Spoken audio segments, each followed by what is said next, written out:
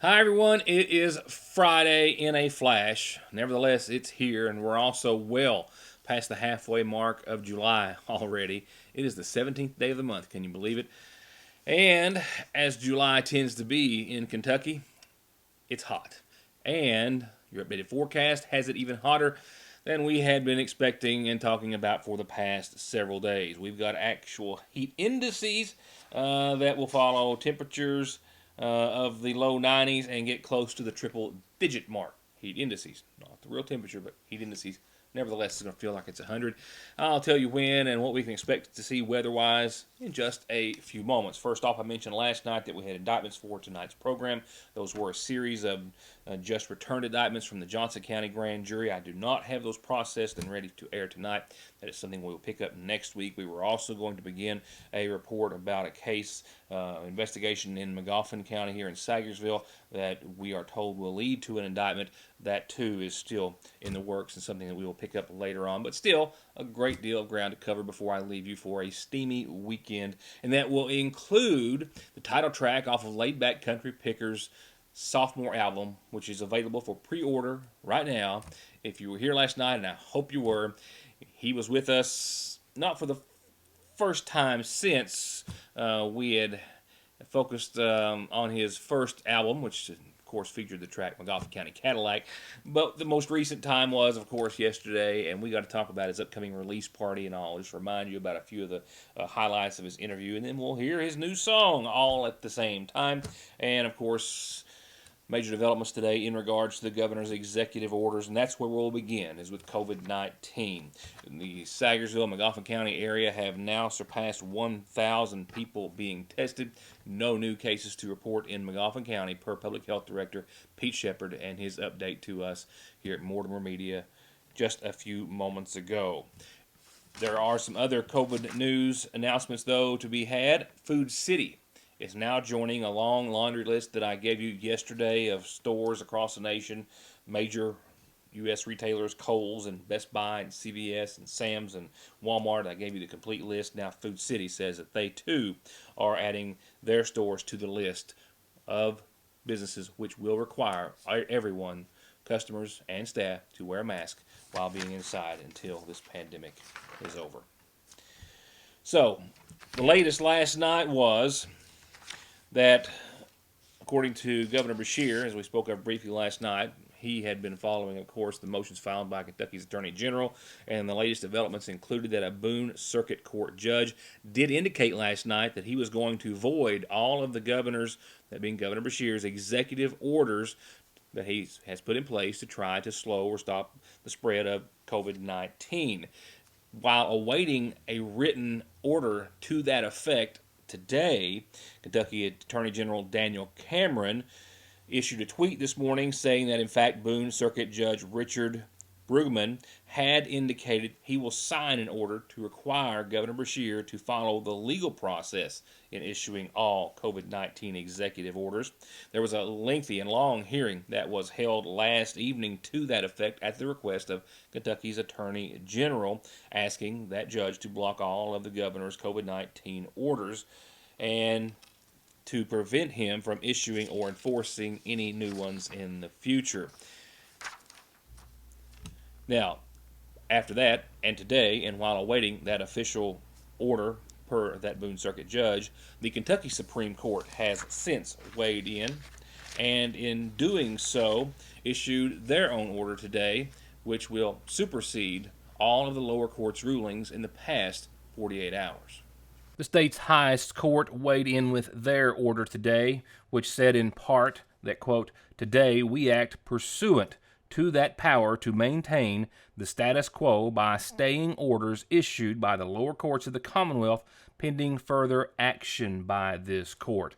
In the midst of a global pandemic that has resulted in the governor issuing executive orders deemed necessary to the protection of the public health and safety, 2 circuit courts have issued injunctive relief, preventing the enforcement of specific executive orders challenged by plaintiffs who claim injury to their respective business interests. The plaintiffs they're referring to there were the Kentucky Speedway and a number of daycare centers in Kentucky. The Supreme Court's order went on to say that it appears that one circuit court has indicated an intent to issue an order shortly that will enjoin all executive orders entered by the governor and any actions taken pursuant to his public emergency powers. Given the need for a clear and consistent statewide public health policy and recognizing that the Kentucky legislature has expressly given the governor broad executive powers in a public health emergency, the court orders a stay of all orders of injunctive relief until such time as the various orders are properly before the court with a full record of any evidence and pleadings considered by the lower courts, such as the Boone Court. The Boone and Scott Circuit Courts, they say, may proceed with their matters before them and issue all findings of fact and conclusions of law they find appropriate, but no order, however characterized, shall be effective by either court. The Supreme Court saying, quote, "Our stay shall continue until the full record of proceedings below is reviewed by this court. All parties have been given the opportunity to address the orders in briefs, and this court issues a final order addressing these issues of paramount public importance to all citizens of the Commonwealth." With Governor Beshear saying just earlier this afternoon that those lower court rulings would have done away with all of the safety measures put in place and devastated everything from Kentucky's economy to schools to Kentucky's families, saying the Commonwealth had faced a horribly uncertain future until the Supreme Court stepped in. But thankfully today, the Kentucky Supreme Court put in an order a little less than 2 hours ago that is going to prevent any orders from these lower courts that would restrain these things we've done to keep people safe from going into effect. That means all the orders, including the mask order, are currently in effect and will be until everything can be fully argued and briefed in front of the Supreme Court. I'm not excited because that is or could be perceived a win. I'm relieved. I'm relieved because I've sat up the last 2 nights, not sleeping, worried about how many people would die if we didn't have any types of rules in place. I stayed up the last 2 nights not sleeping, wondering how many of our first responders would show up if we didn't have the authority to help them when they're down or get hurt. I've stayed up the last 2 nights wondering what our school districts could do. And could they make a real decision, or would they be so financially strapped they'd be forced to make one? There is no question that without any rules, because every state has them, that 2 weeks from now we would have seen a major proliferation of cases, and we know more cases means more death. So I stayed up the last 2 nights, worried that we had a battle of life and death, and if we lost it, it wouldn't be me who paid for it, but it would be so many other Kentuckians. And so what the Supreme Court has done has ensured the safety and the lives of Kentuckians, while at the same time saying they'll hear all the substantive arguments later. And I'm happy to do that, folks. You know, these are emergency powers that are provided by the legislature to the governor to respond in a time like this, but if we want to argue in front of a court, let's do it. I'm not afraid of courts, that's what I used to do. But let's make sure along the way we don't risk the lives of Kentuckians in the process. I think the Supreme Court found that balance, and hopefully that means we can move ahead protecting people, and anybody who wants to be heard can be heard. Also included in the governor's address today, the third highest number of COVID-19 cases to date, with 531 positive cases in the last 24 hours, bringing Kentucky's total to 21,605, and 8 more deaths bring that total to 653. He also presented information as a point of exhibition as to the dangers of COVID-19, referring to a football weight room where they had not practiced proper measures, had not worn their face mask and social distance properly, and that a total of 18 players and 3 coaches had tested positive, and those positive cases had thus far resulted in an additional 15 family members also testing positive. Car accidents don't stop. Accidents at work don't stop. Disability and SSI cases don't stop. Your legal needs and concerns don't stop for the coronavirus, and neither does McFarland and Tinker.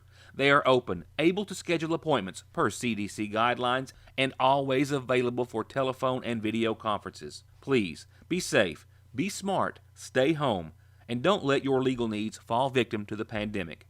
Call McFarland and Tinker and let them take care of them for you.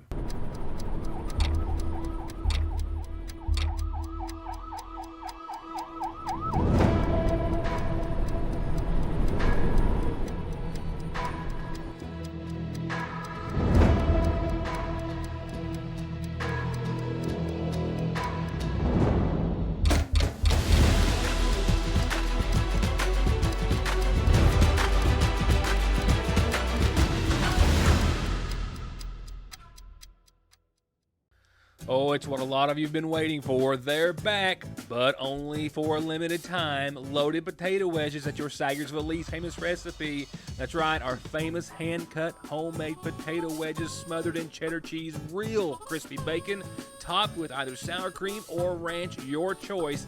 And they're still only $2.49 with tax. Get them while you can at your Sagersville Lee's. Tire in Staffordsville is now a proud partner of Rough Country for all of your suspension and lift kit applications. And you can always go to conleytire.net to get the latest offers. Like right now, $100 when you buy a set of Mickey Thompsons, $100 on a set of Continentals, and many, many more summer deals, including $35 computer diagnostics. That's Conley Tire in Staffordsville, 297-2424. Come to Parkway Pharmacy in Sagersville and get your prescriptions filled, your over-the-counter medications, and immune system boosters, all from the safety and comfort of your own vehicle, either in their drive-thru or with their new curbside service. You can also call ahead or just download the MyGNP app, that's Good Neighbor Pharmacy, and refill and manage your prescriptions right from your device, helping you and yours stay healthy and safe. Parkway Pharmacy in Sagersville, 349-4400. All Pro understands that we are all just trying to make it through these most difficult of times, and they want you to know that they're here to help with any repairs or projects that you need done. Big or small, doesn't matter. They've got 0% financing for 18 months and long-term financing if you need it. If you need anything from a new gutter to a new house or a new garage, call All Pro Gutter Works and Construction, 349-9999.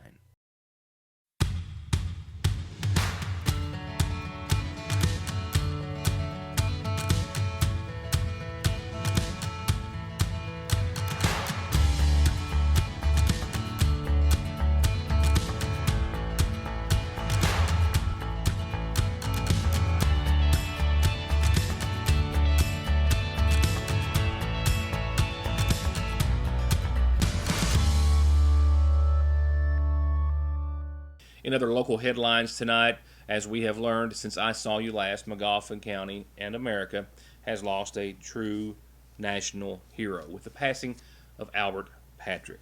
Albert, as we all came to learn in real-life history lessons, saw the bombs drop at Pearl Harbor. He was also, as we would learn, an instrumental part of the Battle of Guadalcanal.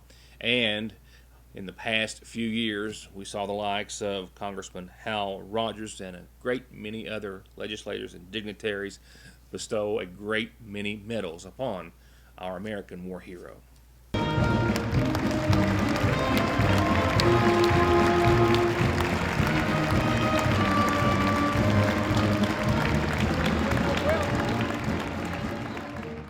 Over the course of the last couple of years of Albert's life, we saw Congressman Hal Rogers refer to Patrick as a great American hero, present him with the Bronze Star Medal, also the American Campaign Medal, the Asiatic Pacific Campaign Medal, and 3 Bronze Stars, and a World War II Victory Medal. Patrick already receiving the Purple Heart and Combat Infantry Badge, but due to a lapse in paperwork, he spent a great many decades, the majority of his life, without the medals he was due and promised. But that was made good for in the latter part of his life.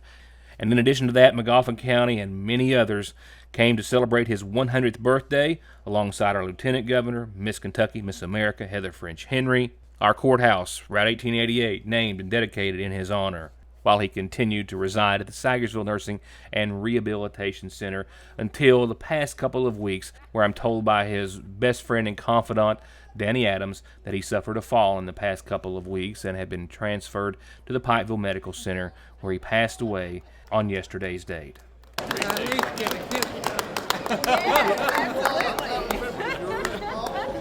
Funeral service arrangements for Albert are coming up in just a few seconds on tonight's obituary listings.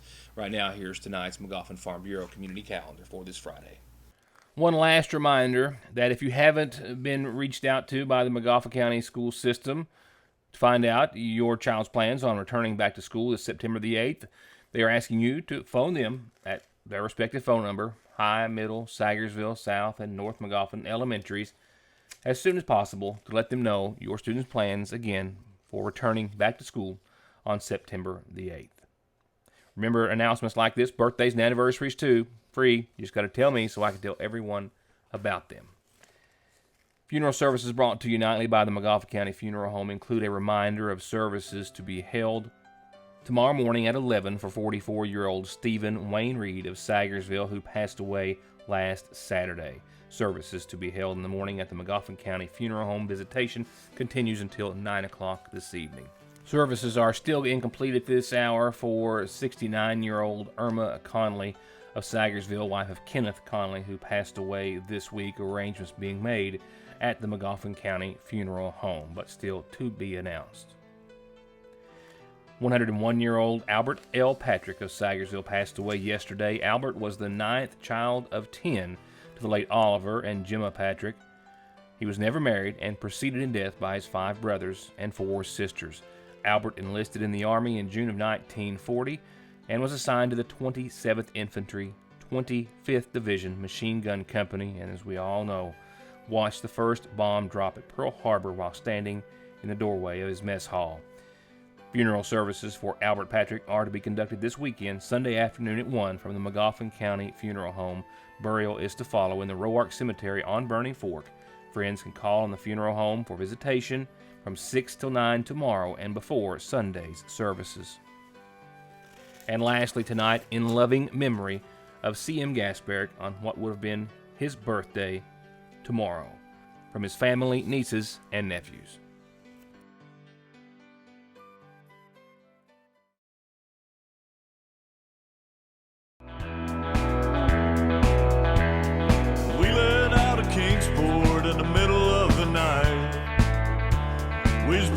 Country music, treating people right.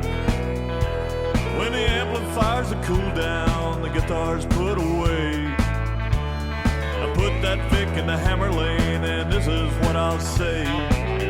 Well, that road is long, and my eyes are wide. Playing country music, treating people right.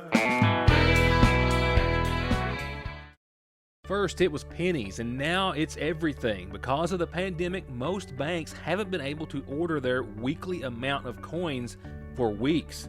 And without all of the fundraisers and activities going on, a lot of that change that would normally be in circulation isn't. So the Sagersville National Bank says now is a great time to help out and cash in. Bring your coins to either drive-through, or if you've got a lot, call ahead to give them to someone at the door and help your local businesses. And remember, you can pay all of your bills and practically do all of your banking on their mobile and online services, and all inside and lobby services are still available by appointment at Sagersville National Bank. Summer heat and no AC make for a miserable drive, but don't sweat it. Call Black Smoke Performance in Sagersville for inspection, diagnostics, and repair by qualified technicians with the latest technology and equipment. Don't suffer in the summer heat. Get your air conditioning fixed today at Black Smoke Performance. The seasonal shop is open, and they're still doing curbside pickup, so you can call and place orders, and they'll still bring them out to you. And inside, you'll find all new merchandise throughout the entire store, all new spring and summer women's clothing from Charlie Page and Mud Pie, accessories, jewelry, shoes, and bags too, casual outfits for everyday or special occasion outfits and dresses. And if you've been home a lot and really want to freshen up your decor, they have so much to choose from, and they're happy to give you any fresh ideas that you might need. And just in, a large selection of Simply Southern and Candleberry at Fraser's Prater Drugs seasonal shop in downtown Salyersville. All right, let's go to your weather forecast before I leave you on an entertaining note. A weather forecast that is going to heat up for the weekend even more so than what I thought this time yesterday. The heat index close to triple digits tomorrow.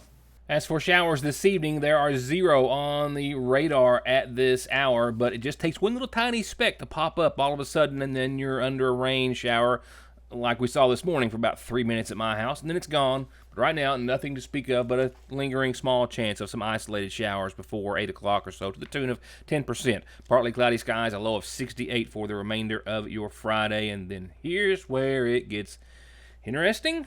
Might not be the best word, but sounds better than brutally hot.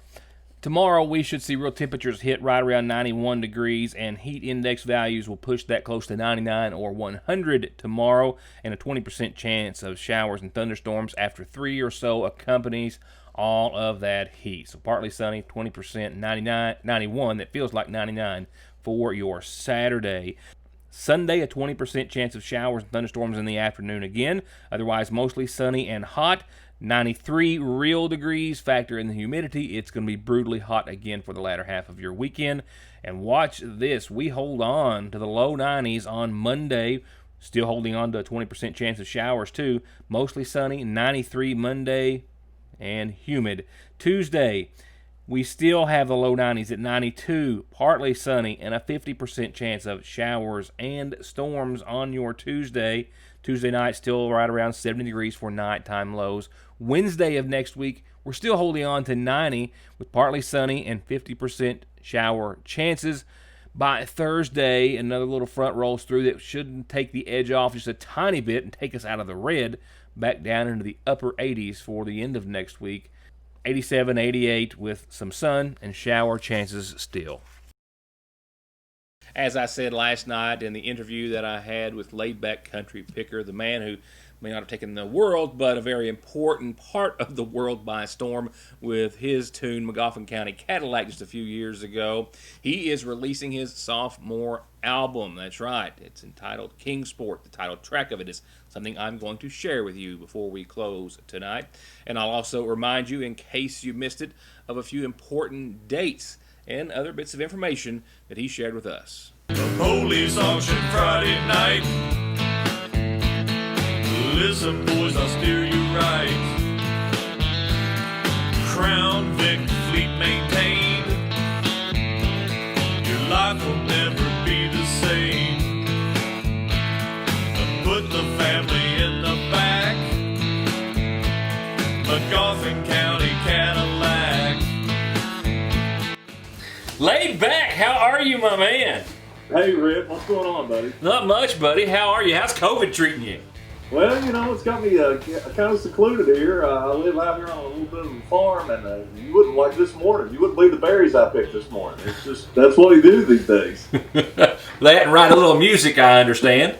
Yeah, we play a little music here and keep that going. I've mowed more grass than I've ever mowed. I've torn up 3 or 4 vehicles trying to fix them. So, you know, it's just living the COVID dream here. Laid Back, who moonlights under a fake name in the Lawrence County school system, recorded this second album down in Nashville last year, and then it's been ready for a little while, but his day job and then COVID kind of delayed it, but now it's time, pandemic or not. His album is titled Kingsport. The title track of it I'm going to share with you in just a few seconds. And that song and others on the album, as you can very well imagine, like McGoffin County Cadillac, come from his real-life inspirations. And there's some big hitters, some big talent performing on this album with him, as he told us last night. You can go to laidbackcountrypicker.org, pre-order the album, and if you go there as well, you can find the link to go to his CD release party. Now, listen, he's got it planned out very well at the Judy Drive-In in Mount Sterling. At 50% capacity, they can have 150 cars. 75 spots are already sold, or were last night. That means there were 75 left. It's $20 per carload. You can social distance all you want. August the 14th is the date. So, we'll be talking more with him, I'm sure, about something, who knows what, in the future. But for now, let's go out with Kingsport from Laidback Country Picker.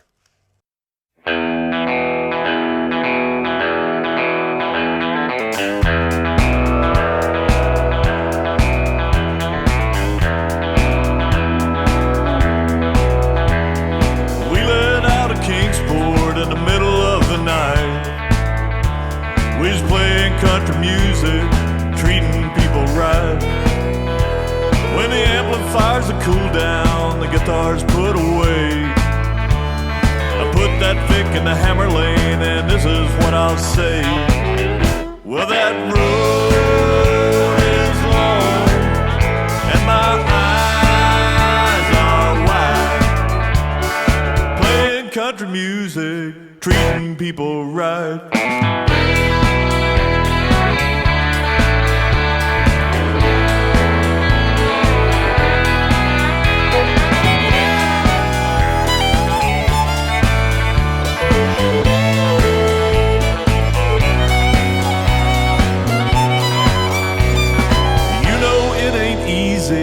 It's the life I need. I've seen all good people and I've helped some friends in need. As we ramble through the cities, little country towns, honey and me's are picking it up and we're about to lay it down. Well, that road is long and my eyes are wide. Playing country music, treating people right.